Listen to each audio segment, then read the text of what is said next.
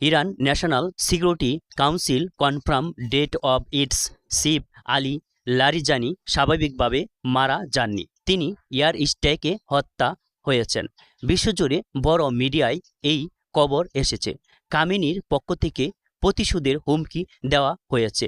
কিভাবে মারা যান? বিভিন্ন আন্তর্জাতিক নিউজ অনুযায়ী তিনি 2026 সালে 17 মার্চ তেহরানে ইসরায়েল এবং কিছু রিপোর্টে যুক্তরাষ্ট্র সহ যৌথ হামলা চালানো এয়ার স্ট্রাইকে নিহত হন।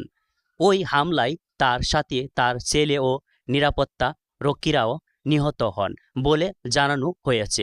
এটি ছিল ইরানের উচ্চ পর্যায়ের নেতাদের টার্গেট করে করা একটি টার্গেটেড অ্যাসাসিনেশন নির্দিষ্টভাবে হত্যা অভিযান।